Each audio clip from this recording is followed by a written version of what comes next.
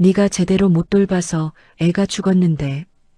민석의 목소리가 빈소 안에 울려 퍼졌습니다. 너 같은 것도 엄마라고 이혼 서류야. 지금 당장 서명해. 민석이 차갑게 말했습니다. 지금 무슨 자리인데요? 민우가 저기. 은지가 떨리는 손으로 영정을 가리켰습니다. 민석이 이혼 서류를 은지의 무릎 위에 던졌습니다.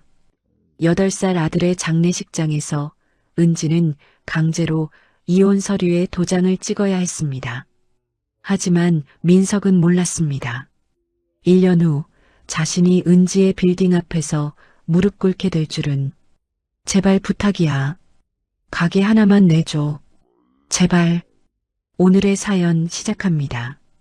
오늘도 함께 해주셔서 감사합니다. 구독과 좋아요를 눌러주시면 여러분에게 행운이 가득 찾아올 거예요. 오늘 하루도 행복하고 기쁜 일만 가득하시길 바랍니다. 세상 모든 사연을 정성스레 녹여내서 전하는 꼬순이네입니다. 저희 영상은 실화 바탕의 재구성 또는 창작된 시나리오를 바탕으로 제작되었으며 시각적인 몰입감을 위해 AI 생성 이미지를 활용했습니다. 따뜻한 마음으로 시청해 주시면 감사하겠습니다. 영정사진 속 민우가 환하게 웃고 있었습니다. 8살 아이의 맑은 눈동자가 은지를 내려다보고 있었습니다. 은지는 영정 앞에 무릎을 꿇고 앉아 있었습니다.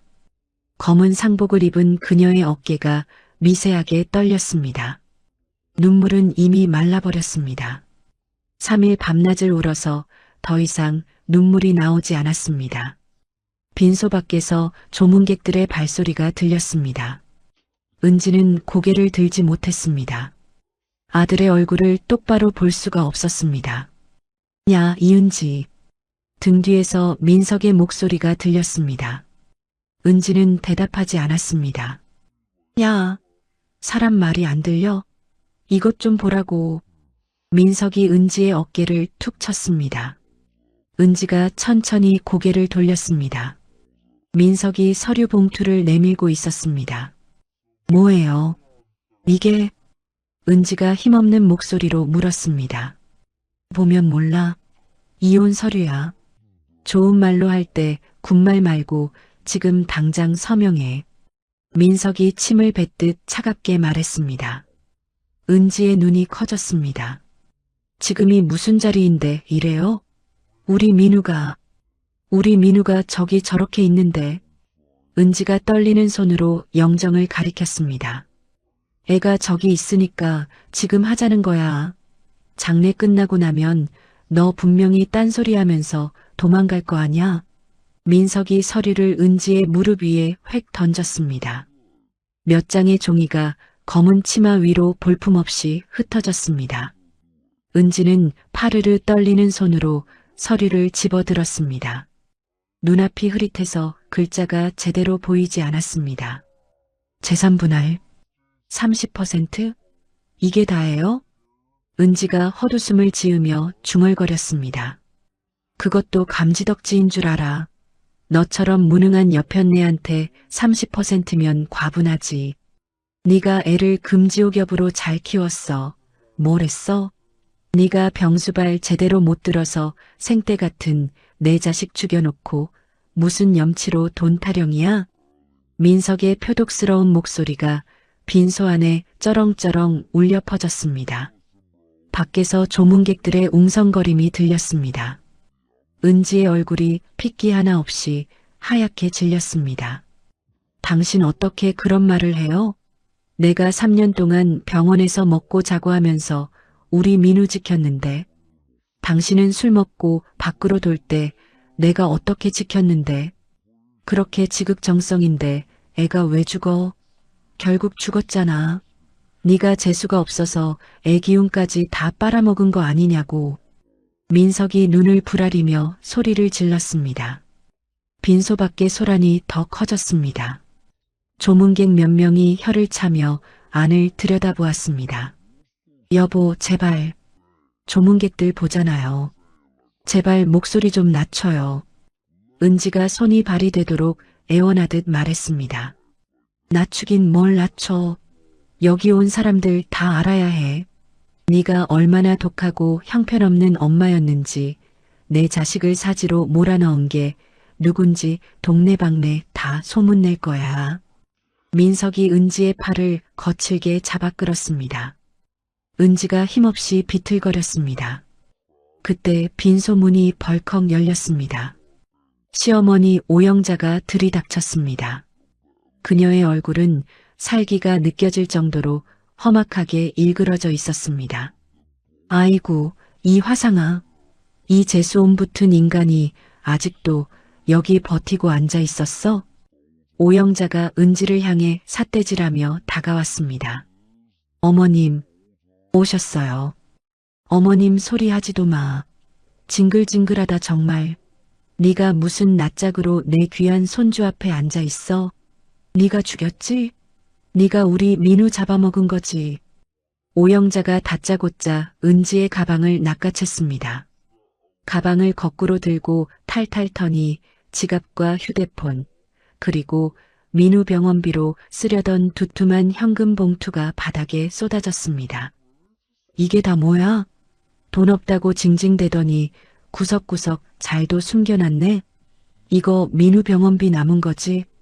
오영자가 잽싸게 현금 봉투를 집어들어 자기 품에 쑤셔 넣었습니다. 어머님, 그건 우리 민우 가는 길 외롭지 않게 장례비로 쓰려고 남겨둔. 장례비는 내 아들이 낸다.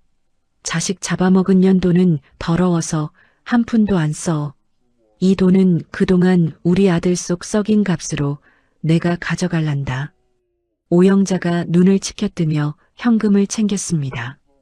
그러더니 은지의 목에 걸린 금목걸이를 독하게 움켜잡았습니다. 이것도 우리 집안 돈으로 산 거지? 내놔. 오영자가 목걸이를 사정없이 잡아당겼습니다. 툭 소리와 함께 목걸이 줄이 끊어지며 은지의 하얀 목에 시뻘건 손톱 자국이 생겼습니다. 어머님, 제발.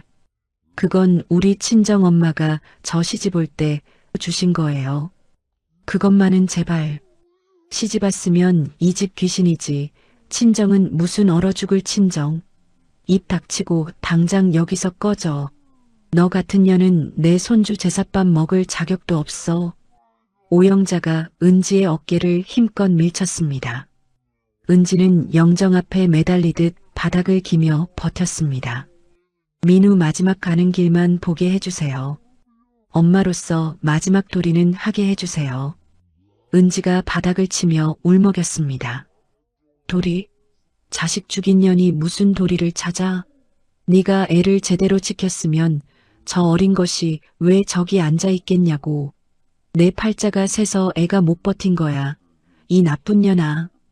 오영자의 침이 은지의 얼굴에 마구 튀었습니다. 민석이 다시 다가와 볼펜을 은지의 손에 억지로 쥐어주었습니다. 빨리 서명 안 해? 안 하면 나 민우 장례식 여기서 당장 때려치울 거야. 빈소 치우고 민우 그냥 길바닥에 내버려 둘 줄 알아. 선택해. 민석이 짐승처럼 으르렁거렸습니다. 은지의 손이 서류 위에서 덜덜 떨렸습니다. 자식을 볼모로 잡고 이혼을 강요하는 남편의 모습에 온몸의 피가 거꾸로 솟는 것 같았습니다. 서명하면 그럼 우리 민우 장례식 무사히 치러줄 거예요? 은지가 절망적인 목소리로 물었습니다. 말이라고 해? 얼른 써. 민석이 재촉했습니다. 은지는 영정 속 민우를 바라보았습니다. 세상 물정 모르는 아들은 그저 환하게 엄마를 보며 웃고 있었습니다. 미안해. 민우야. 엄마가 못나서 미안해. 은지가 피눈물을 삼키며 이름을 적어 내려갔습니다. 서류 위로 뚝뚝 떨어진 눈물이 잉크를 시커멓게 번지게 했습니다. 서명이 끝나자마자 민석이 종이를 낚아챘습니다. 오영자가 옆에서 쾌재를 부르며 입꼬리를 올렸습니다. 됐어. 이제 목적 달성했으니까 저 물건 당장 치워버려. 오영자가 턱짓으로 문 밖을 가리켰습니다.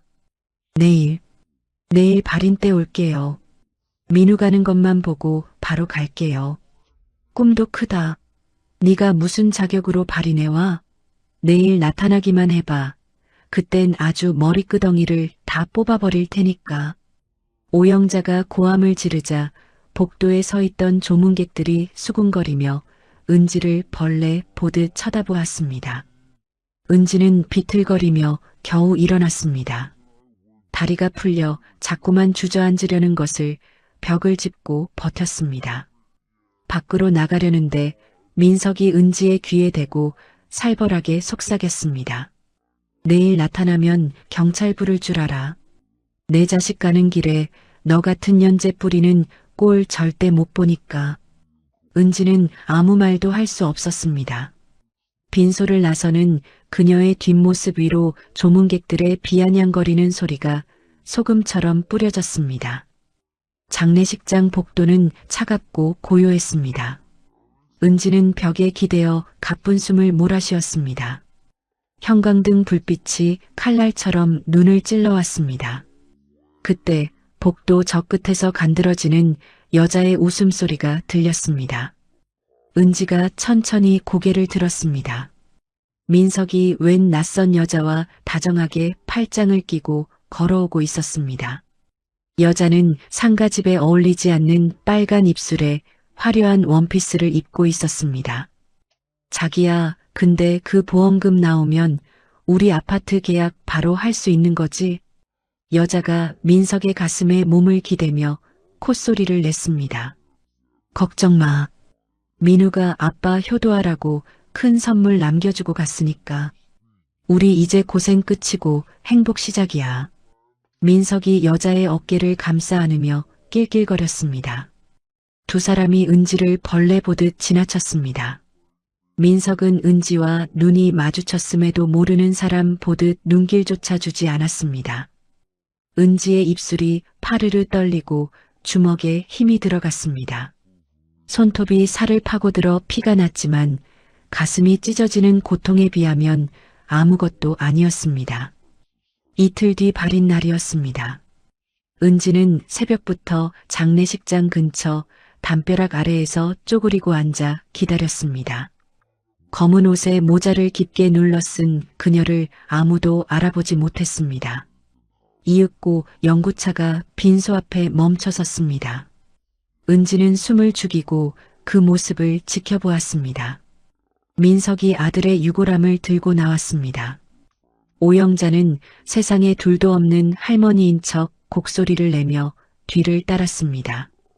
은지는 참지 못하고 담벼락 뒤에서 뛰쳐나왔습니다. 연구차를 향해 미친 듯이 달려갔습니다. 민우야, 우리 민우야. 민석이 유골함을 차에 싣다가 멈칫하며 돌아보았습니다.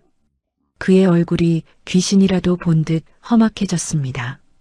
네가 여기가 어디라고 또 나타나? 당장 안 꺼져? 우리 민우 마지막으로 딱 한 번만 만져보게 해주세요. 제발이요. 은지가 유골함을 향해 손을 뻗자 민석이 그녀의 손을 매정하게 후려쳤습니다. 손대지 마. 내 손 닿으면 우리 민우 좋은데 못 가. 민석의 고함에 조문객들이 웅성거리며 은지를 에워쌌습니다. 제발 엄마가 안고 가게 해주세요. 우리 민우 겁이 많아서 혼자 못 가요. 은지가 바닥에 무릎을 꿇고 손이 발이 되도록 빌었습니다. 엄마, 자식 죽여놓고 보험금 탐내던 년이 무슨 엄마야. 너 한 번만 더 알랑거리면 확 묻어버린다. 민석이 은지의 어깨를 발로 밀쳤습니다. 은지가 뒤로 고꾸라지며 굴러떨어졌습니다. 민석은 은지가 들고 있던 낡은 가방을 낚아채 계단 아래로 팽개쳤습니다. 이딴 쓰레기 치워. 다시는 내 눈앞에 띄지 마. 가방이 계단을 타고 구르며 은지의 초라한 짐들이 장례식장 바닥에 지저분하게 흩어졌습니다. 그 순간 기다렸다는 듯 하늘에서 장대비가 쏟아지기 시작했습니다. 은지는 빗물에 젖어가는 아들의 옷가지와 물건들을 허겁지겁 주워 담았습니다. 무릎으로 바닥을 기며 흙탕물에 젖은 양말 하나까지 소중하게 품에 안았습니다. 빗물이 눈물인지 눈물이 빗물인지 모르게 얼굴을 적셨습니다. 부항 소리를 내며 영구차가 출발했습니다. 은지는 젖은 가방을 가슴에 꼭 껴안은 채 멀어져가는 차 뒷모습을 바라보며 자리에 주저앉았습니다. 빗소리만이 텅 빈 장례식장 마당을 슬프게 채우고 있었습니다. 빗속을 헤매던 은지는 결국 근처 공원으로 향했습니다. 온몸이 젖어서 옷이 무겁게 달라붙었습니다. 공원 입구의 가로등이 희미하게 빛나고 있었습니다. 은지는 지붕이 있는 벤치를 찾아 앉았습니다. 가방에서 물건들을 하나씩 꺼냈습니다. 젖은 휴지, 깨진 손거울, 그리고 민우의 편지가 나왔습니다. 편지 봉투가 물에 젖어 흐물거렸습니다. 은지는 조심스럽게 봉투를 열었습니다. 편지지에 아이의 삐뚤빼뚤한 글씨가 적혀 있었습니다. 가로등 불빛에 글자를 비춰보았습니다. 엄마, 아빠가 나한테 약 먹지 말라고 자꾸 그래요. 약 먹어봤자 소용없다고. 은지의 손이 덜덜 떨리기 시작했습니다. 다음 줄을 읽어 내려갔습니다. 아빠가 의사 선생님한테 치료 그만하자고 하는 거 내가 다 들었어요. 나는 더 살고 싶은데, 엄마랑 더 놀고 싶은데 아빠는 내가 미운가 봐요. 편지지를 쥔 은지의 손등에 핏줄이 섰습니다. 아빠는 회사 금고에 돈이 엄청 많다고 자랑해요. 근데 나 치료비는 아깝대요. 금고 비밀번호는 824예요. 내 생일이랑 똑같아요. 은지의 입술이 파르르 떨렸습니다. 비밀번호는 민우의 생일이었습니다. 제 자식 생일을 금고 번호로 써놓고도 그 자식 목숨 살리는 돈은 아까워한 인간이었습니다. 엄마, 나 너무 아파요. 엄마가 옆에 있으면 안 아플 것 같은데 아빠가 엄마 절대 오지 말라고 해요. 엄마 오면 나 때린다고 겁줘요. 엄마, 나 엄마가 너무 보고 싶어. 편지의 마지막 줄을 읽는 순간 은지의 눈에서 짐승 같은 울음이 쏟아졌습니다. 엄마 사랑해요. 우리 엄마는 세상에서 제일 착한 사람이에요. 나쁜 사람 아니에요. 은지는 편지를 가슴이 미어지도록 끌어안았습니다. 꺽꺽거리며 흐느끼는 소리가 텅 빈 공원에 서글프게 울려 퍼졌습니다. 아무도 없는 공원에서 은지는 실성한 사람처럼 한없이 울었습니다. 새벽녘이 되자 비가 그쳤습니다. 은지는 벤치에 누워 하늘을 바라보았습니다. 잠이 오지 않았습니다. 눈을 감으면 고통에 신음하면서도 엄마를 찾던 민우의 얼굴이 눈앞에 아른거렸습니다. 해가 뜨기 시작했습니다. 출근하는 사람들이 공원을 지나갔습니다. 은지는 벤치에서 일어나 화장실을 찾아갔습니다. 거울을 보니 눈두덩이 밤탱이처럼 퉁퉁 부어 있었습니다. 휴대폰을 켰습니다. 부재중 전화가 10여 통 있었습니다. 모두 모르는 번호였습니다. 문자 메시지를 확인했습니다. 이은지 씨 병원비 미납건으로 마지막 통보드립니다. 법적 조치 들어갑니다. 재산 압류 통지서를 발송했습니다. 즉시 자진 납부 바랍니다. 신용카드 대금이 연체되어 정지되었습니다. 은지는 휴대폰을 툭 꺼버렸습니다. 손이 떨려서 버튼을 누르기가 힘들었습니다. 공원을 나서는데 배에서 꼬르륵 소리가 났습니다. 마지막으로 밥을 먹은 게 언제였는지 가물가물했습니다. 지갑을 열어보았습니다. 꼬깃꼬깃한 1,000원짜리 지폐 2장이 전부였습니다. 편의점에 들어가 가장 싼 김밥 하나를 샀습니다. 거스름 돈 몇백 원을 손에 쥐었습니다. 공원 벤치로 돌아와 김밥을 씹었습니다. 목이 메어서 삼키기가 힘들었습니다. 저녁 무렵 은지는 다시 벤치에 누웠습니다. 이틀째 공원에서 지내고 있었습니다. 온몸이 두들겨 맞은 듯 쑤시고 아팠습니다. 그때 누군가 다가오는 발소리가 들렸습니다. 은지가 번뜩 눈을 떴습니다. 정장을 말끔하게 입은 중년 남자가 서 있었습니다. 이은지 씨 맞으시죠? 한참 찾았습니다. 남자가 공손하게 물었습니다. 은지는 경계하며 벤치에서 일어났습니다. 누구세요? 저 아세요? 제 명함입니다. 갑자기 찾아와 놀라게 해드려 죄송합니다. 남자가 명함을 내밀었습니다. 임성준, 하늘 자산운용 대표라고 적혀 있었습니다. 자산운용? 그런 곳에서 저한테 무슨 일이세요? 저는 돈도 없고 빚밖에 없는 사람이에요. 은지가 잔뜩 가시를 세운 목소리로 물었습니다. 소아암 병동에서 뵌 적이 있습니다. 민우군 어머니시죠? 성준의 목소리가 따뜻하고 낮게 깔렸습니다. 은지는 그제야 남자의 얼굴을 찬찬히 살폈습니다. 병원 복도에서 딸아이를 유모차에 태우고 지나가던 그 사람이었습니다. 아, 그때 그분 찾기가 쉽지 않았습니다. 장례식장에서 쫓겨나셨다는 소식을 듣고 며칠 동안 이 근처를 샅샅이 뒤졌어요. 성준이 은지 옆에 조심스럽게 앉았습니다. 은지는 초라한 행색이 부끄러워 몸을 더 움츠렸습니다. 근데 저한테 무슨 하실 말씀이라도.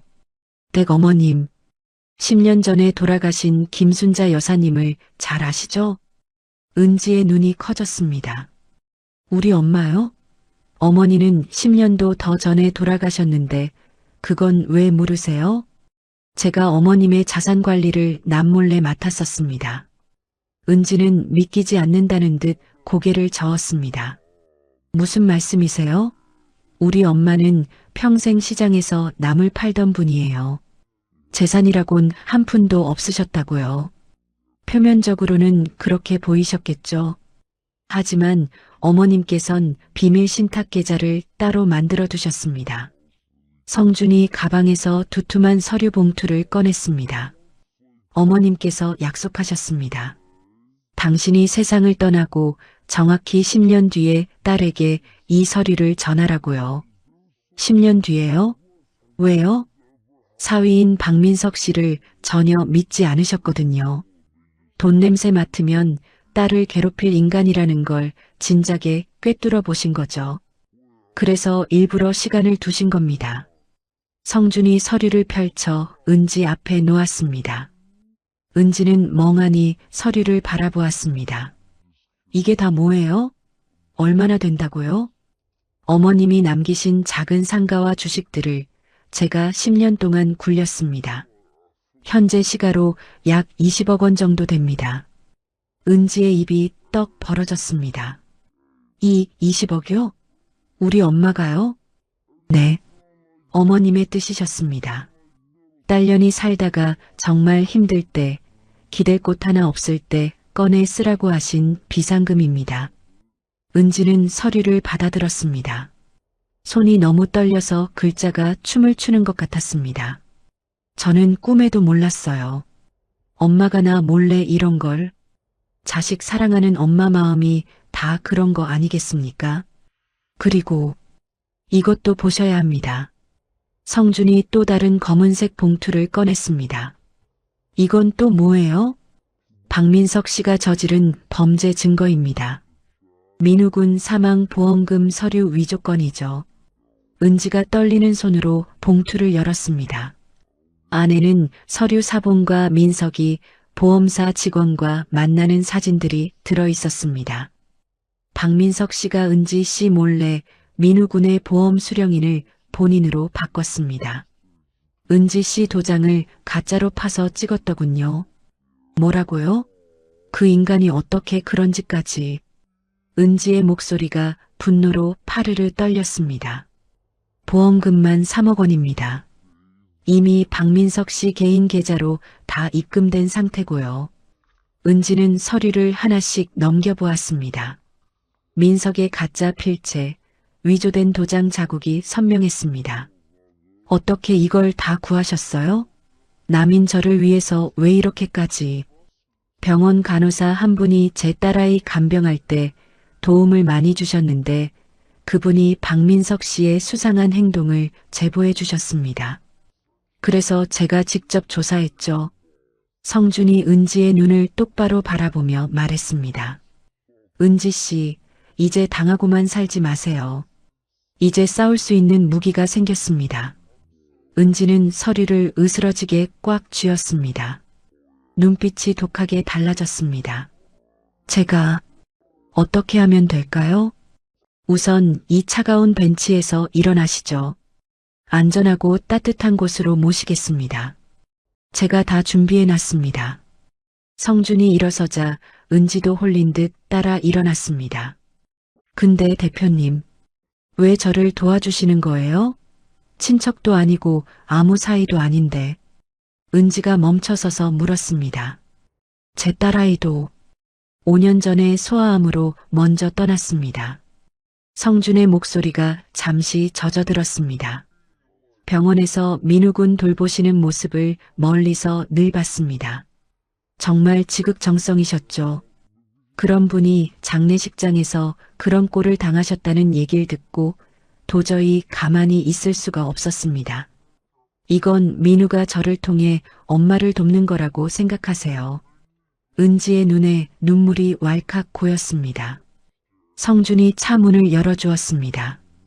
가시죠. 이제 그 인간들이 지은 죄 하나하나 다 돌려줘야죠. 은지는 고개를 세게 끄덕였습니다. 낡은 가방을 고쳐 메고 성준의 차에 올라탔습니다.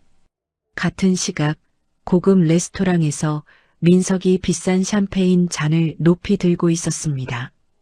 옆자리에는 화려하게 치장한 내연녀가 콧소리를 내며 앉아 있었습니다. 오빠, 이제 정말 우리 세상인 거지? 걸림돌은 다 치운 거지?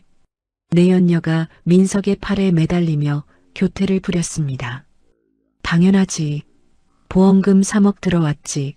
귀찮은 마누라 떼어냈지. 이제 우리 앞길은 탄탄대로야. 민석이 샴페인을 벌컥벌컥 마시며 껄껄 웃었습니다. 그 여편네는 지금쯤 어디서 구걸이나 하고 있으려나? 어디서 죽었는지 살았는지 내가 알게 뭐야. 빈털터리로 쫓겨났으니 길바닥에서 자고 있겠지. 꼴 좋다. 민석이 비열하게 웃으며 내연녀의 손을 잡았습니다. 다음 주에 바로 강남 아파트 계약하러 가자.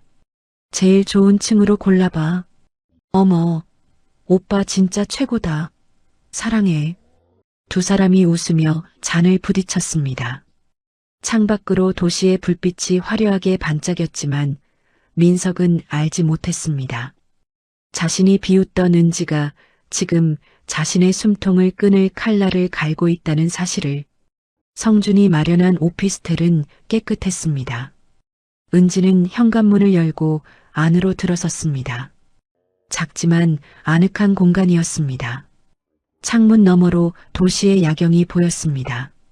당분간 여기서 지내시면 됩니다. 누구 눈치 볼 필요 없으니까 편하게 계세요. 성준이 짐을 내려놓으며 다정하게 말했습니다. 감사합니다, 대표님. 세상 천지에 저 혼자뿐인 줄 알았는데 뭐라 감사를 드려야 할지 모르겠어요. 은지의 목소리가 파르르 떨렸습니다. 우선 깨끗이 씻고 푹 쉬세요. 내일부터는 정신 바짝 차리고 본격적으로 준비해야 하니까요. 성준이 냉장고를 가리켰습니다. 입맛 없으셔도 기운 차리셔야 합니다. 드실 만한 것들로 채워뒀으니 꼭 챙겨 드세요. 정말 저 같은 사람한테 이렇게까지 해주셔도 괜찮으신 거예요? 제가 무슨 복이 있어서. 은지가 조심스럽게 물었습니다. 괜찮고 말고요. 제가 좋아서 마음이 시켜서 하는 일입니다. 은지 씨는 그저 건강만 잘 챙기세요. 성준이 문 쪽으로 걸어갔습니다. 혹시 불편하거나 필요한 게 있으면 밤중이라도 연락하세요. 내일 아침 9시에 정식으로 찾아뵙겠습니다. 성준이 나가고 은지는 혼자 남았습니다. 조용한 방 안에서 은지는 소파에 스르르 주저앉았습니다. 며칠 만에 느껴보는 사람 사는 냄새였습니다. 따뜻한 물에 샤워를 하고 나오니 굳어있던 몸이 한결 가벼워졌습니다. 냉장고를 열자 정성껏 준비한 도시락과 죽 밑반찬들이 가지런히 놓여 있었습니다. 은지는 밥을 데워 한 숟갈 크게 떠넣었습니다. 따뜻한 밥알이 목구멍을 넘어갈 때마다 서러움과 안도감이 동시에 밀려왔습니다. 식사를 마치고 창가에 섰습니다. 불빛들이 보석처럼 반짝이는 도시를 내려다보았습니다. 저 화려한 불빛 아래 어딘가에서 민석은 그 계집과 웃고 떠들고 있을 것입니다. 은지의 눈빛이 서늘한 칼날처럼 차가워졌습니다. 다음 날 아침 성준이 노트북과 가죽 가방을 들고 찾아왔습니다. 은지는 이미 단정하게 차림을 하고 그를 기다리고 있었습니다. 잘 주무셨습니까? 얼굴색이 어제보다 훨씬 좋아 보이시네요. 성준이 인사를 건네며 물었습니다. 네, 대표님 덕분에 아주 오랜만에 깊은 잠을 잤어요. 은지가 정성껏 차를 내왔습니다. 두 사람은 식탁에 마주 앉았습니다. 오늘부터는 박민석 그 인간이 가진 것들을 하나씩 파헤쳐 볼 겁니다. 적을 알아야 백전백승이니까요. 성준이 노트북을 켰습니다. 화면에 복잡한 표와 숫자들이 나타났습니다. 박민석 씨가 운영하는 대성정밀이라는 회사 말입니다. 겉보기엔 플라스틱 부품이나 찍어내는 평범한 중소기업 같죠? 네, 성실하게 일하는 줄로만 알았어요. 만날 돈 없다고 징징대길래 정말 힘든 줄 알았고요. 천만에요. 매출이 1년에 30억이 넘습니다. 그런데 장부가 아주 엉망진창이에요. 들어온 돈은 많은데 나간 돈은 더 많게 조작해놨어요. 성준이 화면의 한 부분을 빨간색으로 강조했습니다. 이것 보세요. 원자재를 산다고 돈은 엄청나게 썼는데 실제로 만든 물건은 그 반도 안 됩니다. 나머지는 다 어디로 갔을까요? 은지가 화면을 뚫어지게 들여다보았습니다. 설마 그 돈을 다 빼돌린 건가요? 맞습니다. 횡령이죠. 회사 돈을 자기 쌈짓돈처럼 개인 계좌로 야금야금 빼돌린 겁니다. 이 가명 계좌들을 보세요. 돈이 빠져나간 뒤에 꼭 박민석 씨 회사 근처 ATM기에서 현금으로 인출됐습니다. 꼬리가 길면 밟히는 법이죠. 은지는 화면 속의 숫자들을 보며 입술을 깨물었습니다. 10억이 넘는 돈이었습니다. 이 파렴치한 인간, 나의 병원비 아깝다고 사정사정하게 만들더니 뒤로는 이렇게 돈 잔치를 하고 있었네요. 당장 고소할 수 있나요? 물론 고소도 가능합니다. 하지만 은지 씨, 법으로만 해결하려면 시간도 오래 걸리고 그 인간이 빠져나갈 구멍도 많아요. 더 확실하고 통쾌한 방법이 있습니다. 성준의 목소리가 낮고 차분해졌습니다. 무슨 방법인가요? 그 인간을 지옥으로 보낼 수만 있다면 뭐든 하겠어요. 박민석 씨 공장 부지 말입니다. 자기 땅이 아니라 임대해서 쓰고 있거든요. 그런데 마침 올해 말에 계약이 끝납니다. 이 땅 주인이 요즘 돈이 급해서 땅을 내놨어요. 은지의 눈이 번쩍 뜨였습니다. 그럼 설마 그 땅을 우리가 사버리는 건가요? 정확합니다. 어머니가 남기신 그 20억으로 이 땅을 사버리는 겁니다. 15억이면 충분히 가져올 수 있어요. 은지는 잠시 멍하니 있다가 무릎을 탁 쳤습니다. 땅 주인이 저라는 걸 알면 그 인간 자빠지겠네요. 당장 나가라고 하면 공장 기계들 다 고철덩어리 되는 거 아니에요? 그렇죠. 공장을 옮기려면 돈이 수억 원 깨질 거고 새로 들어갈 자리 찾는 것도 하늘의 별 따기입니다. 우리가 주인이 되면 임대료를 10배로 올리든 당장 짐 싸서 나가라고 하든 우리 마음입니다. 은지의 입가에 처음으로 서슬퍼런 미소가 번졌습니다. 좋아요. 당장 진행해 주세요. 그 인간 피눈물 흘리는 꼴, 제 눈으로 꼭 봐야겠어요. 알겠습니다. 우선 제 법인 명의로 조용히 사들릴게요. 은지 씨 이름은 나중에 결정적인 순간에 짠하고 보여줘야 제맛이니까요. 두 사람은 오전 내내 치밀하게 계획을 세웠습니다. 복수라는 목표가 생기자 은지의 가슴속에서 뜨거운 불덩이가 치밀어 올랐습니다. 그리고 이것도 보세요. 보험금 들어오자마자 이 인간이 어디에 썼는지 낱낱이 다 나옵니다. 화면에 카드 사용 내역이 줄줄이 나타났습니다. 강남 일식집에서 150만 원, 명품 매장에서 500만 원, 호텔 스위트룸까지 아주 아이 죽은 돈으로 축제를 벌였더군요. 은지의 얼굴이 싸늘하게 굳었습니다. 아들을 보낸 지 채 일주일도 안 된 시점이었습니다. 이게 사람입니까? 짐승도 제 새끼 죽으면 슬퍼할 줄 아는데 어떻게 사람 탈을 쓰고 이럴 수가 있어요. 성준이 위로하듯 은지의 어깨를 다독였습니다. 이 기록들 하나도 빠짐없이 다 정리해뒀습니다. 보험금 반환 소송 때 제출하면 판사도 기가 막혀서 은지 씨 손을 들어줄 수밖에 없어요. 은지는 품속에서 소중히 간직해온 민우의 편지를 꺼내 성준에게 건넸습니다. 대표님, 민우가 남긴 이 편지도 힘이 될까요? 여기 아빠가 치료 못 받게 했다는 내용이 있거든요. 성준이 편지를 한 줄 한 줄 읽어 내려갔습니다. 편지를 다 읽은 그의 표정이 참담하게 일그러졌습니다. 세상에 어떻게 압이라는 자가. 이건 단순한 이혼 문제가 아닙니다. 필적 감정부터 받고 결정적인 증거로 써야 합니다.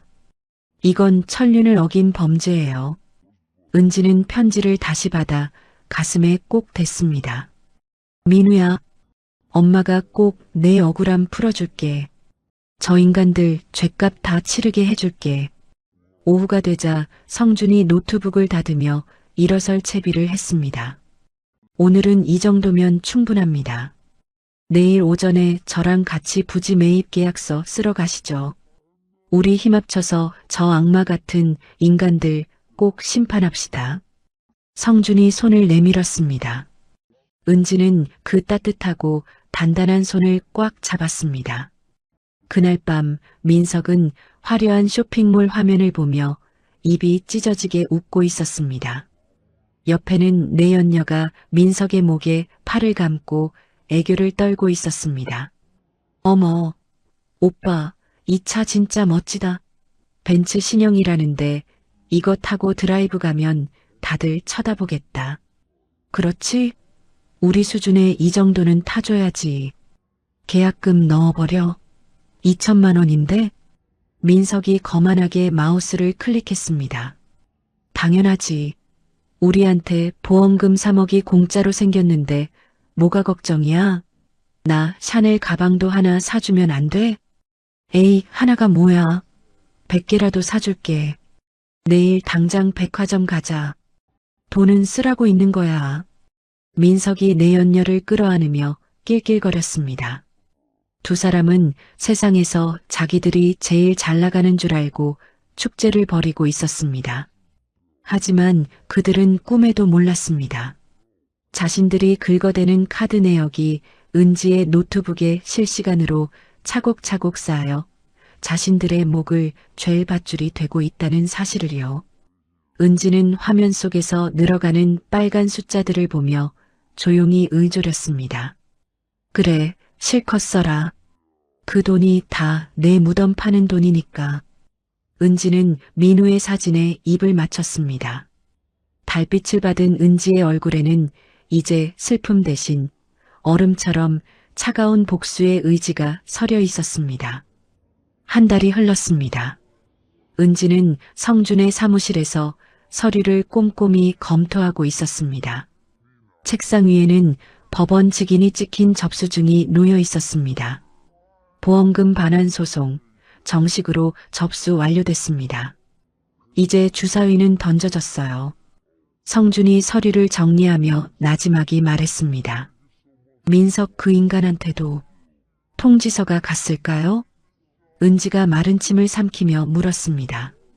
등기 우편이니까 오늘 오후쯤이면 그 인간 손에 쥐어졌을 겁니다.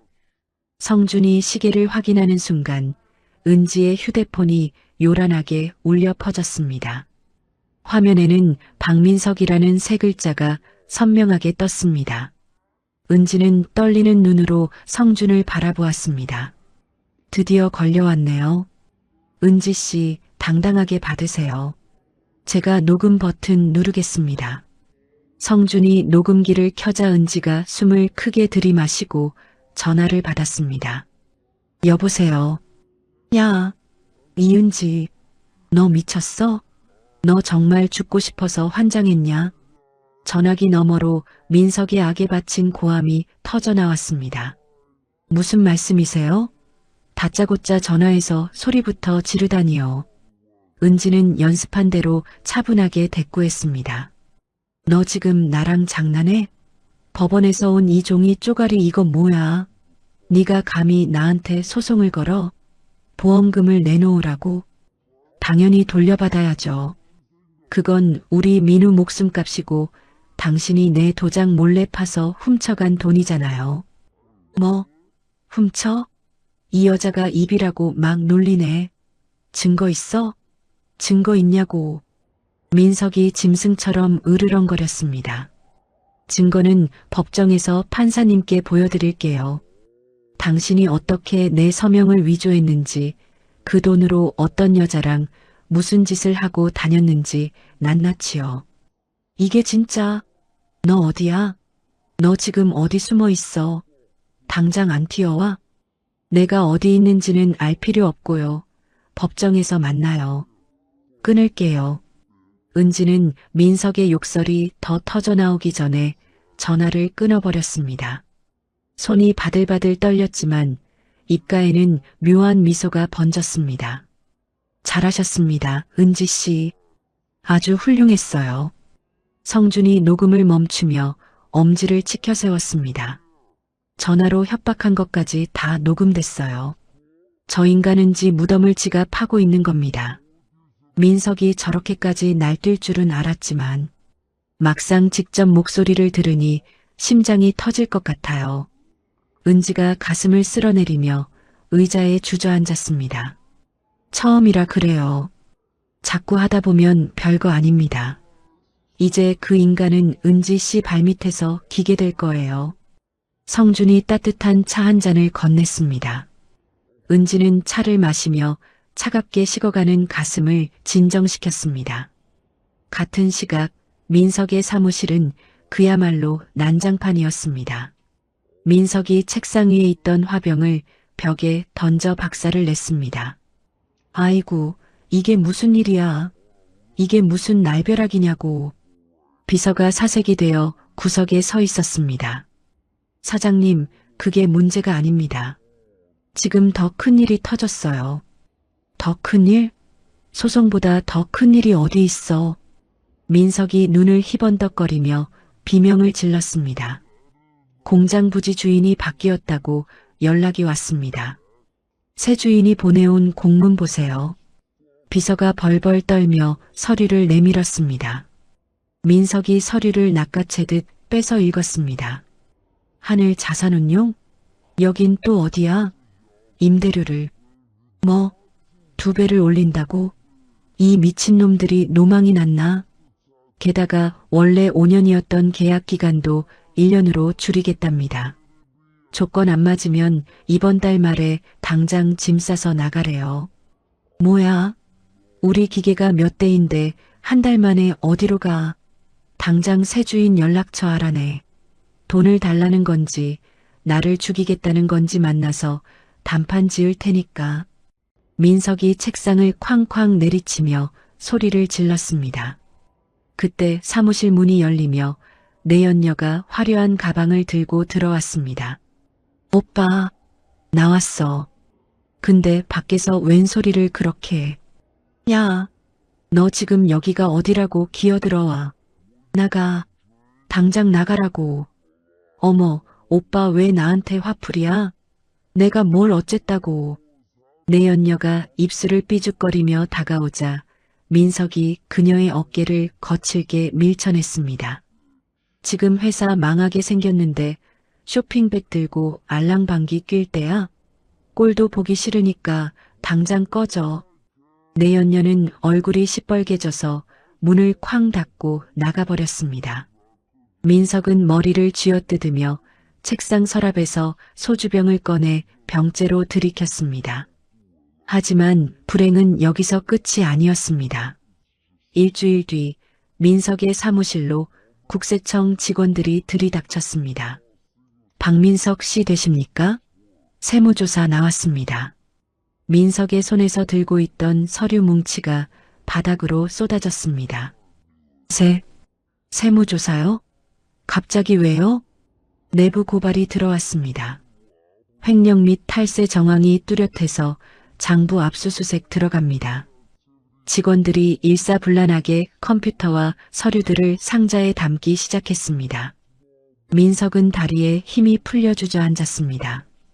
금고 속에 숨겨둔 비자금 장부 10억 원의 행방이 머릿속을 스쳐 지나갔습니다. 망했다. 진짜 망했어. 민석이 넋이 나간 듯 중얼거리고 있을 때 시어머니 오영자가 머리에 띠를 두르고 사무실로 뛰어들어왔습니다. 민석아, 이놈아, 이게 다 무슨 일이냐? 은행에서 대출금 연체됐다고 압류 들어온다는데. 어머니, 지금 제 정신 아니니까 제발 가만히 좀 계세요. 가만히 있게 생겼어? 동네 사람들이 너 조만간 쇠고랑 찬다고 손가락질을 해대는데 내가 창피해서 얼굴을 못 들고 다녀. 이게 다 그 여편네 때문이지? 그 재수 없는 년이 소송 걸어서 이 사달이 난 거지. 오영자가 바닥을 치며 통곡을 했습니다. 그 여자한테 당장 가서 빌어. 발가락이라도 핥으면서 소송 취하해달라고 하라고. 너 감옥 가면 난 어떡해. 민석은 어머니의 곡소리를 뒤로 한 채 눈을 감았습니다. 한 달 전 장례식장에서 은지를 빗속으로 쫓아내며 비웃던 자신의 모습이 떠올랐습니다. 저녁 무렵 은지는 성준과 함께 조용한 식당에서 밥을 먹고 있었습니다. 민석 씨 회사는 이제 숨만 쉬고 있는 상태입니다. 세무조사에 임금 체불까지 겹쳐서 곧 부도날 거예요. 성준의 말에 은지는 묵묵히 밥을 씹었습니다. 예전 같으면 가슴이 아팠을 텐데 신기하게도 돌덩이처럼 아무런 감흥이 없었습니다. 다음 주면 법원에서 만날 텐데 마음의 준비 되셨나요? 네. 피하지 않을 거예요. 우리 민우가 하늘에서 보고 있잖아요. 은지는 창밖을 보며 결연하게 말했습니다. 장례식장에서 이혼 서류를 던지던 그 남자의 손, 자신을 밀치던 그 시어머니의 얼굴. 이제는 은지가 그들에게 돌려줄 차례였습니다. 오피스텔로 돌아온 은지는 민우의 편지를 가슴에 품었습니다. 민우야, 이제 거의 다 왔어. 엄마가 저 사람들 죗값 다 치르게 해줄게. 지켜봐줘. 은지는 편지에 얼굴을 묻었습니다.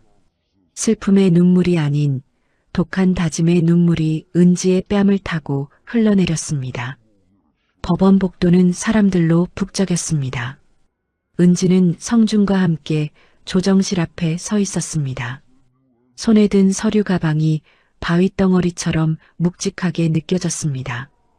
은지 씨, 손이 많이 차갑네요. 긴장되시죠? 성준이 은지를 안심시키듯 따뜻하게 바라보았습니다. 네, 대표님. 심장이 입 밖으로 튀어나올 것만 같아요. 은지가 솔직하게 털어놓으며 가쁜 숨을 몰아쉬었습니다. 걱정 마세요. 제가 옆에서 딱 버티고 있을 테니까 은지 씨는 진실만 말씀하시면 됩니다. 성준이 은지의 어깨를 듬직하게 두드렸습니다. 그때 복도 저 끝에서 민석이 나타났습니다. 변호사를 앞세우고 걸어오는 민석의 얼굴은 며칠 새 10년은 늙은 듯 핏기가 하나도 없었습니다. 다려입은 정장이었지만 목깃이 구겨진 셔츠가 그의 처지를 말해주는 듯 했습니다. 민석이 은지를 발견하고는 자리에 멈춰 섰습니다. 두 사람의 시선이 허공에서 팽팽하게 맞부딪혔습니다.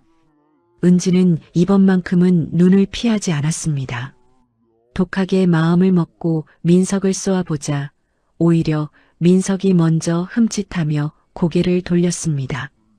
박 사장님, 저 여자가 그 전처입니까?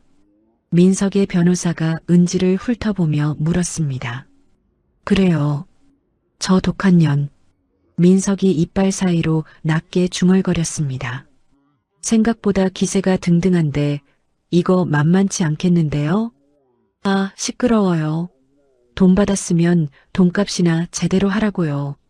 민석이 짜증을 내며 변호사를 밀치듯 조정실 안으로 들어갔습니다.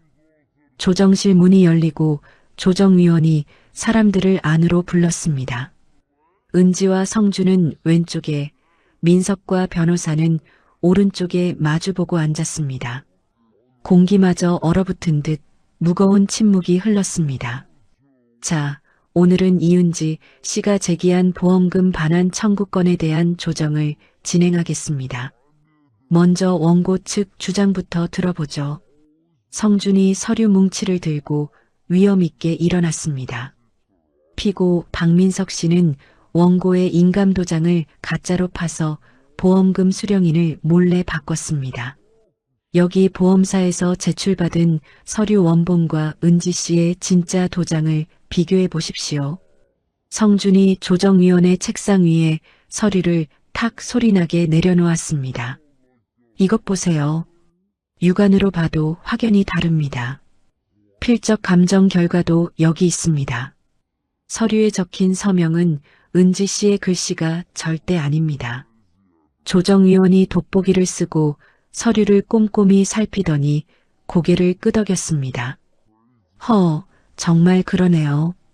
이건 누가 봐도 다른 도장인데 그뿐만이 아닙니다. 여기 피고의 카드 사용 내역을 보십시오. 성준이 두툼한 파일을 내밀었습니다.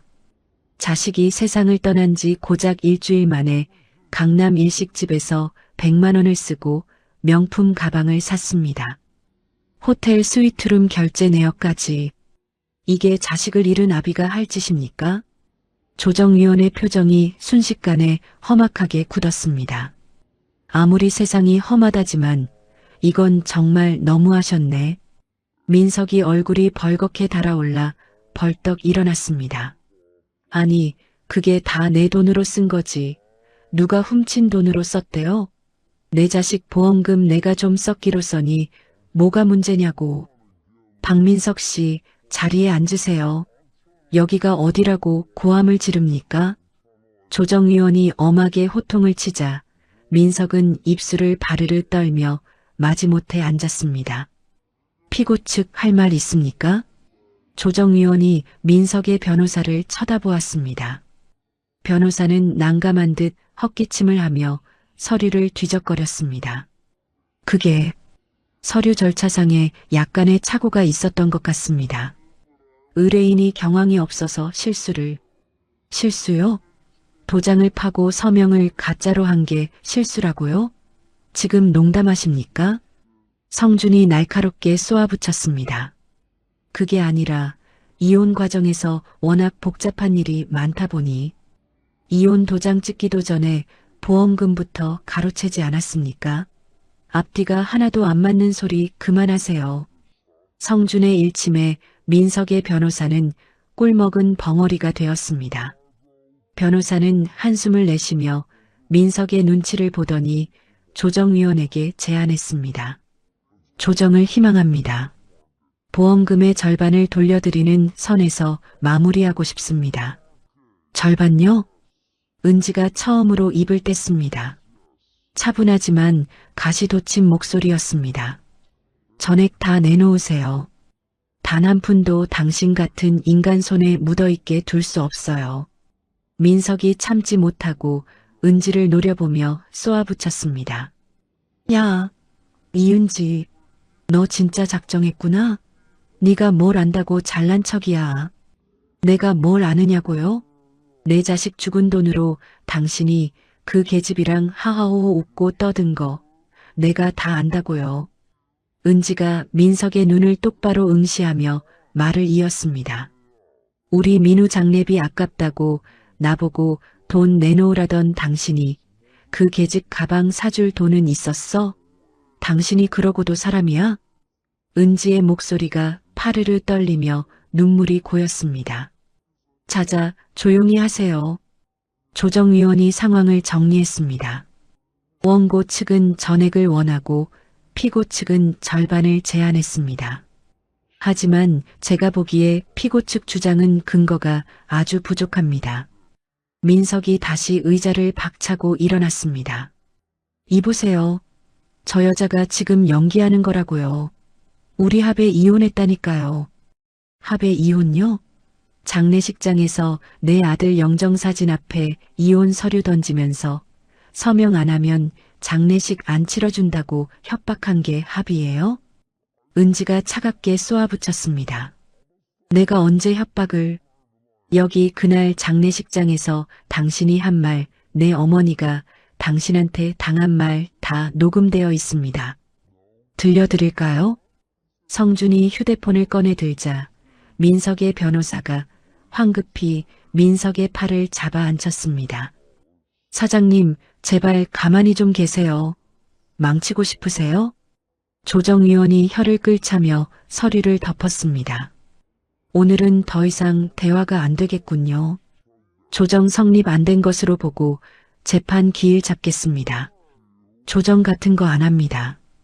저는 재판 끝까지 갈 겁니다. 저 인간이 지은 죄 판사님 앞에서 다 밝혀지게 할 거예요. 은지의 단호한 말에 조정위원이 고개를 끄덕였습니다. 조정실 밖으로 나오자 민석이 은지의 팔을 거칠게 낚아챘습니다. 야, 너 잠깐 나 좀 봐. 이거 놓으세요. 어디서 손을 대. 은지가 힘껏 팔을 뿌리쳤습니다. 은지야, 제발. 우리 좋게 좋게 끝내자. 내가 사과할게. 응? 내가 미안하다. 민석이 갑자기 비굴하게 고개를 숙이며 빌기 시작했습니다.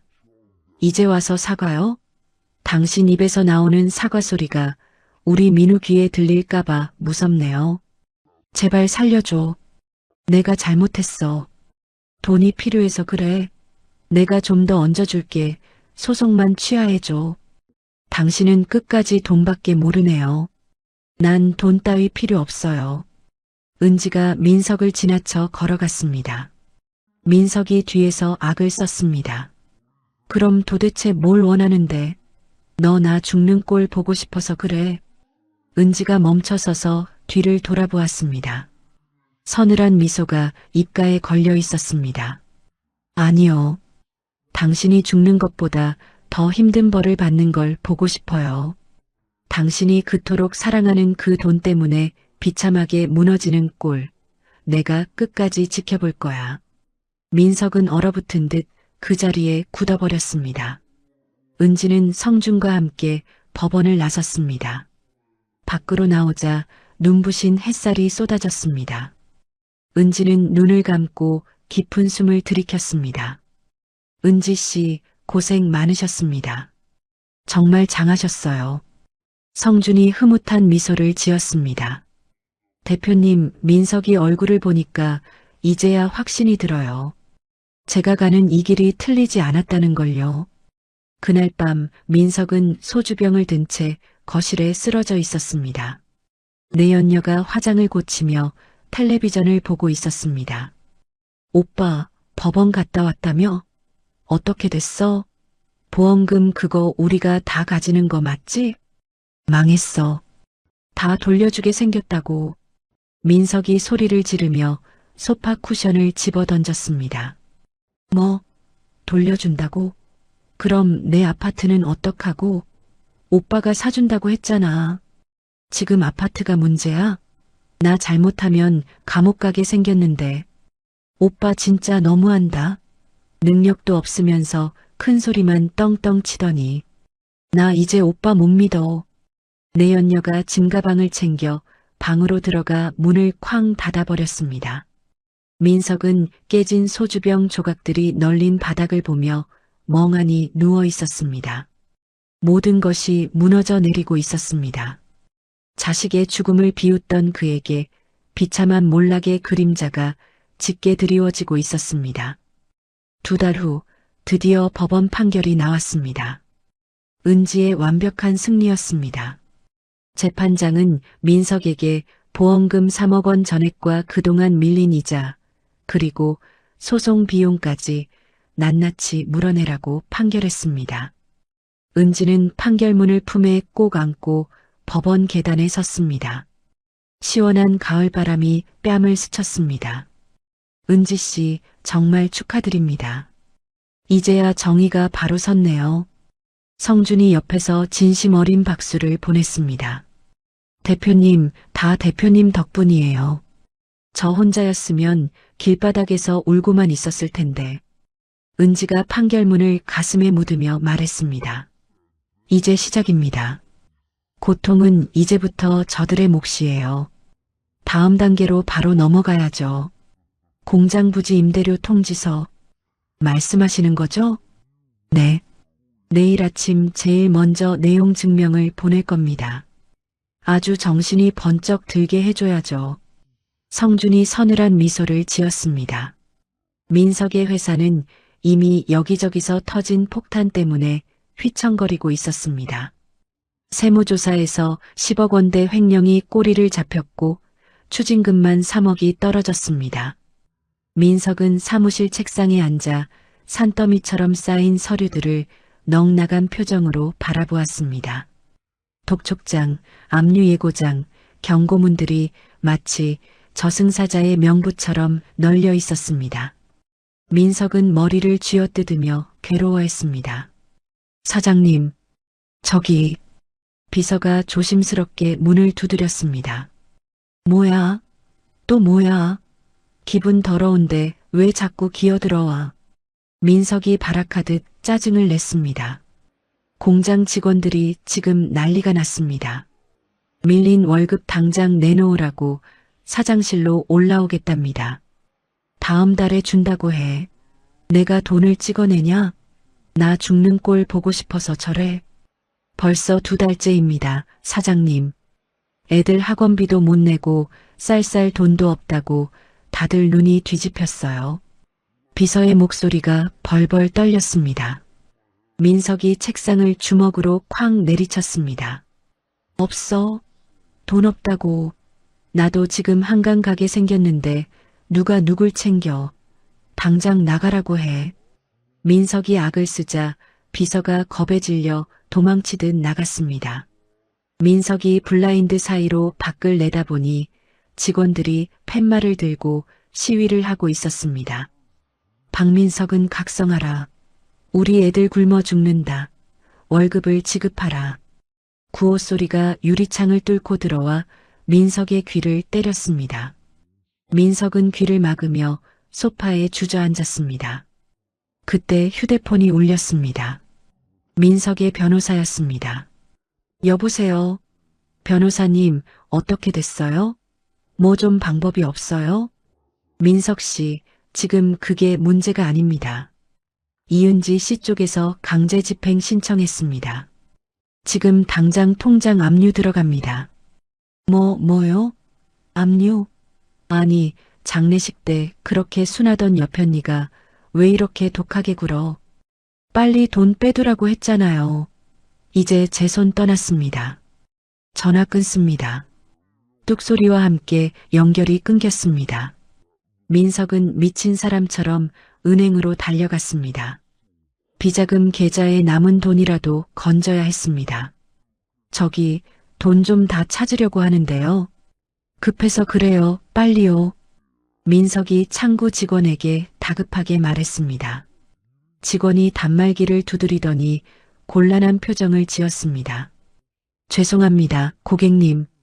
이 계좌는 오늘 오전에 법원에서 압류 조치가 내려져서 출금이 불가능합니다. 뭐라고? 벌써? 아니, 세상에 이런 법이 어디 있어. 내 돈 내가 찾겠다는데.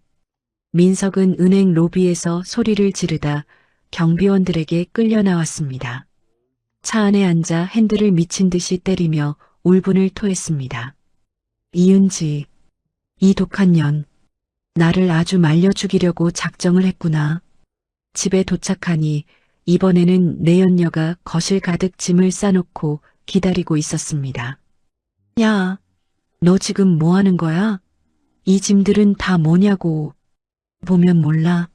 나 짐 싸는 거야. 오빠랑은 오늘로 끝이야. 내연녀가 립스틱을 바르며 콧방귀를 꼈습니다. 뭐, 끝? 너 미쳤어? 내가 너한테 쏟아부은 돈이 얼마인데. 돈? 오빠 이제 알거지잖아. 세무조사에 압류해. 나까지 길바닥에 나앉으라는 거야? 나 아직 젊어. 오빠 같은 퇴물하고 인생 망칠 순 없지. 내연녀가 캐리어를 덜컹거리며 현관으로 향했습니다. 야, 김지연. 너 이럴 수 있어? 내가 우리 민우 보험금까지 너 가방 사주는데 썼는데 누가 사달래? 지가 좋아서 사줘놓고 왜 난리야? 자식 목숨값으로 바람 피운 오빠가 제일 나빠. 잘 먹고 잘 살아라. 내연녀는 뒤도 안 돌아보고 문을 쾅 닫고 나가버렸습니다. 민석은 텅 빈 집 거실에 무릎을 꿇고 주저앉았습니다. 일주일 후 설상가상으로 공장 부지 소유주로부터 통지서가 날아왔습니다. 임대료를 2배로 올리겠다는 내용이었습니다. 민석은 눈동자가 뒤집혀 성준의 사무실로 쳐들어갔습니다. 나 대성정밀 박민석이야. 대표 좀 만나자고. 죄송합니다. 약속 없으시면 면담 안 됩니다. 비서가 차갑게 막아섰습니다. 이봐, 임대료가 2배라니 이게 말이 돼?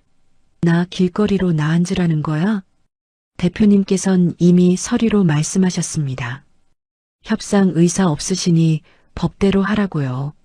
민석은 보안 요원들에게 질질 끌려 엘리베이터에 태워졌습니다. 거울 속에 비친 자신의 모습은 추레하기 짝이 없었습니다. 수염은 덥수룩하고 눈은 휑하게 파여 있었습니다. 차 안에서 급전이라도 빌려보려고 여기저기 전화를 돌렸습니다. 박 사장, 우리 사이에 미안하게 됐네. 형편 안 좋은 거 소문 다 났는데 누가 빌려주겠어? 10군데 넘게 전화를 돌렸지만 모두 퇴짜를 맞았습니다. 민석은 휴대폰을 바닥에 내동댕이 치고 핸들에 이마를 박은 채 엉엉 울었습니다. 그날 저녁 시어머니 오영자가 술에 취해 누워있는 민석을 찾아왔습니다. 아이고 민석아, 이게 다 무슨 꼴이냐? 우리 살던 집까지 경매 넘어간다는데 이제 어디서 자냐? 어머니 그냥 가세요. 나 죽겠으니까 제발 조용히 좀 하라고요. 이 자식이 어디다 대고 소리야. 야 이놈아, 내 자존심이 밥 먹여주냐? 당장 은지 찾아가서 빌어. 발가락이라도 핥으면서 빌라고. 싫어. 내가 그년 앞에 어떻게 무릎을 꿇어. 그럼 우리 다 같이 굶어 죽자는 거야? 나라도 갈란다. 오영자가 씩씩거리며 은지의 오피스텔로 쳐들어갔습니다. 초인종을 누르자 은지가 문을 열어주었습니다. 은지의 차가운 얼굴을 보자 오영자는 다짜고짜 은지의 손을 잡았습니다. 은지야, 내 새끼야. 내가 다 잘못했다. 무슨 일이세요, 어머님? 여긴 왜 오셨어요? 은지가 매정하게 손을 뿌리쳤습니다. 민석이가 지금 죽게 생겼어. 세무조사에 압류해. 애가 아주 해골이 됐어.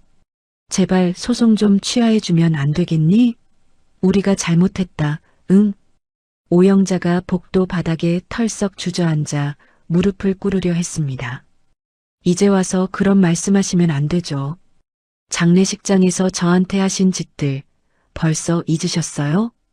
내가 노망이 났었나 봐. 은지야, 네가 마음이 넓잖아. 한 번만 살려줘라. 제 아들 영정 앞에서 이혼 서류 던지던 당신 아들, 제 목걸이 뜯어내던 어머님. 그 모습이 아직도 눈에 선해요. 우리 민우 마지막 인사도 못하게 하셨잖아요. 은지의 목소리가 떨리며 서러움이 터져 나왔습니다. 미안해, 정말 미안해. 내가 빌게, 응? 아니요. 용서 같은 거 안 해요. 미안하다고 하면 우리 민우가 살아 돌아오나요? 다시는 찾아오지 마세요.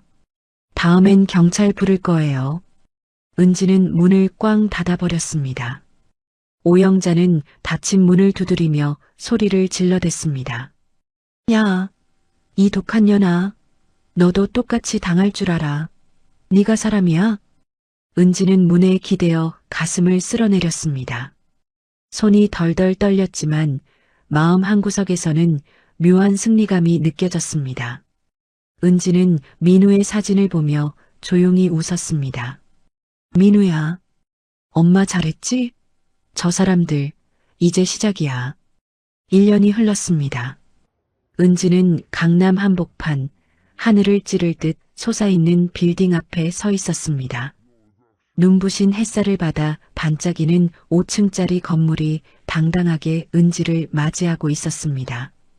건물 외벽에는 커다란 글씨로 민우빌딩이라는 간판이 보석처럼 박혀 있었습니다. 은지 씨, 드디어 오늘입니다.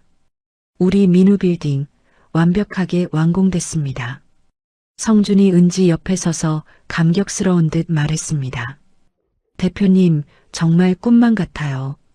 1년 전만 해도 죽고 싶단 생각뿐이었는데 내가 이런 건물의 주인이 되다니요.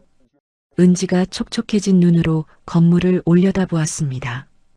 어머님이 남겨주신 유산과 그 인간에게 되찾은 보험금을 금쪽같이 운용한 결실입니다. 자, 이제 주인이 들어가셔야죠. 성준이 묵직한 빌딩 열쇠 뭉치를 은지에게 건넸습니다. 은지는 그 열쇠를 소중하게 받아 쥐고 안으로 들어섰습니다. 로비는 화려한 대리석이 거울처럼 빛났고 공기마저 고급스러운 향기로 가득했습니다. 1층은 은지 씨 뜻대로 민우 북카페로 꾸몄습니다. 한번 보시겠어요? 성준이 유리문을 열자 은은한 나무향과 커피향이 코끝을 간지럽혔습니다. 아이들이 마음껏 뒹굴며 책을 볼 수 있는 폭신한 쿠션과 예쁜 테이블들이 가득했습니다. 민우 북카페, 우리 민우가 책 읽는 걸 참 좋아했는데 아픈 아이들이 여기 와서 잠시라도 병 고통 잊고 웃었으면 좋겠어요. 은지는 민우 북카페라는 글자를 손으로 정성스레 쓰다듬었습니다. 2층부터 4층까지는 이미 임대가 꽉 찼습니다. 주변보다 월세를 조금 낮췄더니 착한 사장님들이 줄을 서서 들어왔어요. 그리고 여기 5층은 바로 엘리베이터가 5층에서 땡소리를 내며 멈췄습니다. 문이 열리자 드넓은 사무실과 강남 시내가 한눈에 내려다 보이는 커다란 통유리창이 나타났습니다. 은지 씨 사무실입니다. 이제 당당한 회장님 소리 들으셔도 됩니다. 어머나 세상에, 여기가 정말 내 사무실이라고요? 세상에나. 은지는 창가로 달려가 발밑에 펼쳐진 도시를 내려다보았습니다. 1년 전엔 빗속에서 쫓겨나 공원 벤치에서 울고 있었는데 하늘이 도우셨네요. 정말 하늘이 도우셨어. 이제부턴 꽃길만 걸으세요. 제가 이 빌딩 관리인으로 딱 붙어서 은지 씨 평생 지켜드릴 테니까요. 성준의 진심 어린 말에 은지는 그의 손을 꽉 잡았습니다. 두 사람은 서로를 바라보며 승리의 미소를 지었습니다. 한편 민석은 강남의 화려함과는 정반대인 허름한 쪽방촌에서 하루하루를 비참하게 버티고 있었습니다. 곰팡이가 핀 벽지 아래서 퉁퉁 부른 라면으로 끼니를 때우는 게 일상이었습니다. 회사는 공중분해됐고 살던 집까지 경매로 넘어가 이제 그에겐 낡은 이불 한 채가 전부였습니다. 그때 낡은 문이 부서져라 쾅쾅 울렸습니다. 박민석, 안에 있는 거 다 알아. 당장 문 안 열어? 오늘 이자 안 갚으면 내 다리 하나는 내놓아야 할 거야. 사채업자의 험악한 고함에 민석은 숨도 크게 못 쉬고 이불을 뒤집어 썼습니다. 심장이 터질 듯이 뛰었습니다.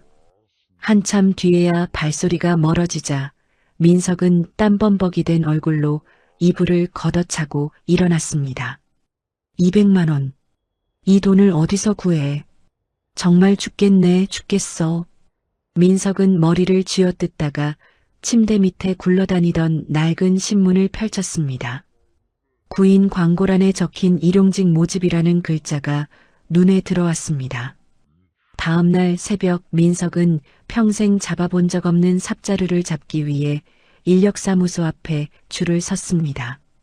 거기 아저씨, 일해본 적 있어? 손이 너무 고운데? 현장 감독의 핀잔에 민석은 비굴하게 웃으며 대답했습니다. 아이고, 그럼요. 시켜만 주십시오. 뭐든 다 합니다. 민석은 하루 종일 뙤약볕 아래서 무거운 벽돌을 날랐습니다. 손바닥에는 물집이 터져 피가 맺혔고 허리는 끊어질 듯 아파왔습니다. 평생 떵떵거리며 사장 소리 듣던 그가 이제는 푼돈 10만 원을 벌기 위해 흙먼지를 뒤집어 쓰고 있었습니다. 저녁이 되어 일당을 받은 민석은 편의점에서 컵라면 하나를 사들고 방으로 돌아왔습니다. 뜨거운 국물을 마시는데 왈칵 눈물이 쏟아졌습니다. 내가 어쩌다 이 지경이 됐나? 그 여편네 내쫓을 때만 해도 세상이 다 내 것 같았는데. 민석은 후회의 눈물을 흘리며 휴대폰으로 뉴스를 검색하다가 그만 굳어버렸습니다. 강남에 솟은 민우빌딩, 소아암 환자들의 안식처되다 마이너스 건물주 이은지 씨 인터뷰. 화면 속에는 예전의 초라함은 온데간데 없는 우아하고 기품 있는 모습의 은지가 활짝 웃고 있었습니다. 뭐, 이은지? 이 빌딩이 그 여편네 거라고? 말도 안 돼. 내 돈 3억 뺏어가더니 강남에 빌딩을 세워? 민석은 분노와 질투로 눈이 뒤집혀 휴대폰을 벽에 집어 던졌습니다. 내 돈이야. 그 빌딩 내 돈으로 산 거라고.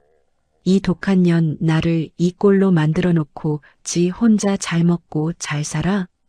옆방에서 벽을 쾅쾅 두드리며 욕설이 날아왔지만 민석은 미친 사람처럼 소리를 질러댔습니다. 다음 날 민석은 야위고 늙어버린 시어머니 오영자를 찾아갔습니다. 어머니 들었어요? 그 여편네 강남에 빌딩 샀대요. 우리 돈 다 가로채서 빌딩주가 됐다고요. 뭐라고? 그년이 빌딩을 샀어? 아이고, 내 아들 돈 뺏어가더니 천벌을 받을련. 당장 가자, 민석아. 가서 우리 목 내놓으라고 멱살이라도 잡아야지. 오영자는 당장이라도 달려갈 듯 민석의 손을 잡아 끌었습니다. 민석은 그 길로 은지의 빌딩 앞으로 향했습니다. 하지만 입구에 서 있는 건장한 보안 요원들과 화려한 빌딩 숲의 위용에 눌려 차마 발을 들이지 못했습니다. 민석은 비굴하게 담벼락 뒤에 숨어서 빌딩 입구에 적힌 관리실 번호로 전화를 걸었습니다. 여보세요. 거기 빌딩, 임대 문의 좀 하려고 하는데요. 네, 민우빌딩 관리실입니다. 어떤 용도의 사무실을 찾으시나요? 수화기 너머로 들려오는 성준의 신사적이고 단단한 목소리에 민석은 말문이 막혔습니다. 아, 그게 제일 작은 방 하나 없나요? 제가 형편이 좀 그래서. 죄송합니다만 현재 저희 빌딩은 공실이 없습니다. 대기자도 수십 명이라 어려우실 것 같네요. 전화가 툭 끊겼습니다. 민석은 멍하니 휴대폰을 내려다보았습니다. 자신이 버린 아내가 세운 빌딩에 방 한 칸 얻을 처지도 안 된다는 사실이 뼈아프게 다가왔습니다. 그 시각 5층 사무실 창가에 서 있던 은지는 아래를 내려다보며 씁쓸한 미소를 지었습니다. 저 멀리 골목으로 사라지는 민석의 초라한 뒷모습이 보였습니다. 민석 씨가 왔었나 보네요. 방금 관리실에 전화까지 했고요. 성준이 다가와 조용히 말했습니다. 알아요. 뒷모습만 봐도 그 인간인 거 알겠네요. 은지는 다시 창밖을 향해 시선을 돌렸습니다. 이제 저 남자는 은지의 인생에서 한낱 먼지보다 못한 존재가 되어 있었습니다. 대표님, 저 이제 정말 괜찮아요. 저 사람을 봐도 아무렇지도 않네요. 이제 정말 제 인생을 살 준비가 된 것 같아요. 은지의 눈빛은 이제 슬픔 대신 강남의 야경보다 더 밝은 희망으로 빛나고 있었습니다. 2달이 더 흘렀습니다.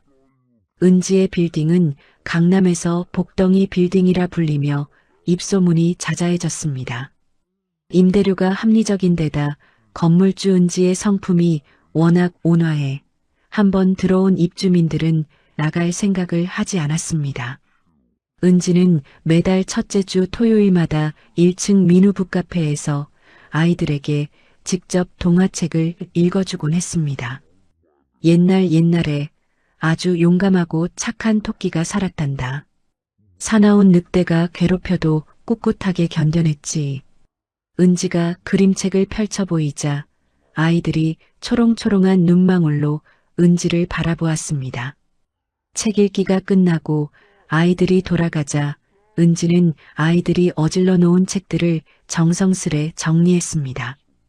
은지 씨, 잠시 위로 올라가 보셔야겠습니다. 성준이 북카페로 들어오며 조용히 말을 건넸습니다. 무슨 일이에요, 대표님? 박민석 씨가 또 왔습니다. 이번엔 그 어머니까지 모시고 왔네요. 은지는 잠시 손을 멈추고 창밖을 보았습니다. 올 것이 왔다는 표정이었습니다. 어떻게 할까요? 그냥 보낼까요? 성준이 조심스럽게 묻자 은지는 결연한 목소리로 대답했습니다. 아니요. 올라오라고 하세요. 오늘 확실히 끝내야겠어요. 10분 후 민석과 오영자가 5층 사무실로 들어섰습니다. 민석은 흙먼지가 묻은 작업복 차림의 얼굴은 까맣게 타서 예전에 거만하던 사장 모습은 온데간데 없었습니다. 오영자는 뼈만 남은 손으로 민석의 팔을 붙잡고 부들부들 떨고 있었습니다. 앉으세요. 여긴 무슨 일로 오셨나요? 은지가 차분하게 소파를 가리켰습니다. 2사람은 가시방석에 앉은 듯 엉덩이를 붙였습니다. 은지야, 우리가 면목이 없다. 하지만 네가 우리 좀 살려줘야겠다. 오영자가 비굴하게 2 손을 모아 비비며 말을 뗐습니다. 여기 1층 구석이라도 좋으니 가게 하나만 내다오. 우리 아들 기술은 좋잖니? 붕어빵이라도 구워 팔게 해주면 안 되겠니? 죄송하지만 어머님, 보시다시피 저희 빌딩은 빈자리가 하나도 없습니다.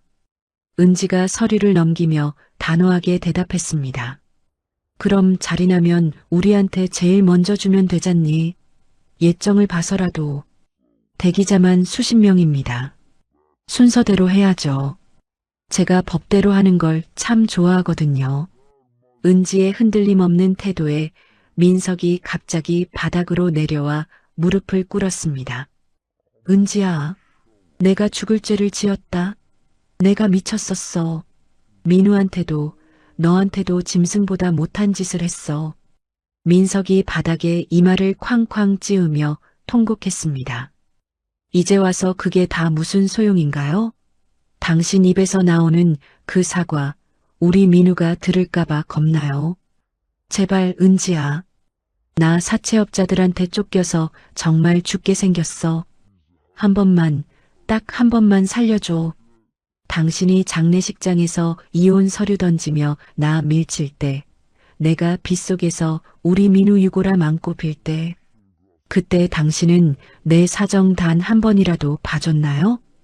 은지의 목소리가 파르르 떨리며 서러움이 맺혔습니다. 민석은 입이 10개라도 할 말이 없어 고개를 숙였습니다. 대표님, 손님들 모시고 나가주세요. 더 이상 볼 일 없습니다. 은지가 배를 누르자 보안 요원들이 들어왔습니다. 그러자 가만히 있던 오영자가 갑자기 눈을 치켜뜨며 은지에게 달려들려 했습니다. 이 나쁜 년, 네가 우리 재산 다 뺏어가고 이제 우릴 길거리로 내쫓아? 네가 그러고도 사람이야? 성준이 재빨리 오영자를 막아섰습니다. 어머님, 진정하세요. 이건 다 당신들이 자초한 일입니다. 비켜. 저 여편네 머리끄덩이라도 잡아야겠어. 네가 우리 아들 돈으로 호강하는 꼴 내 눈에 흙이 들어가도 못 봐. 오영자가 발악을 하며 고함을 질렀지만 보안 요원들이 두 사람을 양팔로 붙잡아 끌어냈습니다. 사무실에는 다시 고요한 평화가 찾아왔습니다. 은지는 창가로 걸어가 멀어지는 두 사람의 뒷모습을 지켜보았습니다. 민석이 비틀거리며 어머니를 부축하고 골목 끝으로 사라지는 것을 보고 나서야 은지는 깊은 한숨을 내뱉었습니다.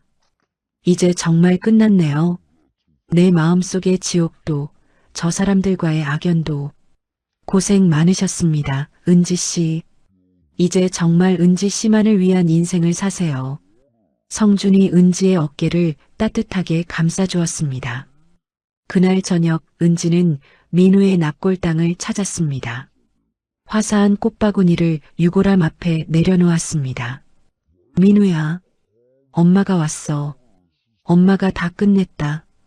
내 아빠도 할머니도 자기들이 지은 죄값 다 치르며 살게 해줬어. 은지의 눈에서 맑은 눈물이 흘렀습니다. 하지만 이번 눈물은 슬픔이 아니라 치유의 눈물이었습니다. 이제 엄마 마음이 참 편해. 내 덕분에 엄마가 이렇게 강해질 수 있었어. 고마워, 민우야. 엄마 아들로 태어나줘서 정말 고맙다.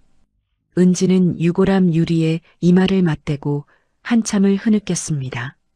납골당을 나오니 밤하늘의 별들이 민우의 눈동자처럼 반짝이고 있었습니다. 3년 뒤 은지는 이제 머리가 희끗희끗한 할머니가 되었지만 얼굴에는 세상을 다 품은 듯한 평화로운 미소가 가득했습니다. 민우 빌딩은 소아암 환자 가족들의 따뜻한 안식처로 전국적인 명소가 되었습니다. 은지는 민우 장학재단을 설립해 수많은 아이의 목숨을 살리는 천사가 되었습니다. 성준은 여전히 은지의 곁에서 든든한 동반자가 되어주었습니다. 어느 따뜻한 봄날 은지와 성준은 옥상 정원에서 차를 마시고 있었습니다. 대표님, 그거 아세요? 저 며칠 전에 민우 아빠 소식 들었어요. 아, 그래요? 어떻게 지낸답니까? 술을 너무 많이 마셔서 간이 다 망가졌대요. 지금 무영고 병동에서 홀로 누워 지낸다네요. 성준이 은지의 얼굴을 살피며 조심스럽게 물었습니다. 용서하실 건가요? 은지는 찻잔을 내려놓고 멀리 지평선을 바라보았습니다. 용서요. 이미 제 마음속에서는 했어요. 미움도 힘이 있어야 하는 건데 이제 미워할 힘조차 아깝거든요. 하지만 다시 보고 싶지는 않아요. 용서한다는 것과 다시 엮이는 건 다른 문제니까요. 현명하십니다. 은지 씨답네요. 두 사람은 나란히 서서 붉게 물드는 노을을 바라보았습니다. 봄바람이 은지의 하얀 머리카락을 부드럽게 쓰다듬고 지나갔습니다. 민우야, 엄마 이제 정말 행복해. 네가 준 이 사랑, 세상 아이들에게 다 나눠주며 살게. 은지는 하늘을 보며 환하게 웃었습니다. 빌딩 외벽에 민우 빌딩 간판이 석양을 받아 황금빛으로 찬란하게 빛나고 있었습니다. 그 빛은 상처받은 사람들의 마음을 어루만져주는 치유의 빛이었습니다. 정의는 반드시 승리하고 사랑은 죽음보다 강하다는 것을 은지의 삶이 온 세상에 증명하고 있었습니다. 가장 깊은 슬픔 속에서도 포기하지 않았던 한 여인의 이야기였습니다. 아들을 잃은 아픔, 남편의 배신, 시댁의 구박 속에서도 은지는 무너지지 않았습니다. 오히려 그 고통을 딛고 일어나 더 강한 사람이 되었습니다. 복수는 단순히 상대를 무너뜨리는 것이 아니라 자신이 일어서는 것임을 은지는 보여줬습니다. 그녀는 미움으로 가득 찬 사람이 되지 않았습니다. 대신 더 많은 사람을 도울 수 있는 따뜻한 사람이 됐습니다. 민우는 비록 세상을 떠났지만 엄마를 통해 더 많은 아이들에게 희망을 주고 있습니다. 그것이 진정한 승리가 아닐까요? 인생은 때로 우리를 무너뜨리려 합니다. 하지만 포기하지 않고 한 걸음씩 나아간다면 반드시 봄은 옵니다. 은지처럼 말입니다. 이야기를 끝까지 들어주신 분이 계시다면 잘 들었다고 댓글 하나만 남겨주세요. 감사합니다.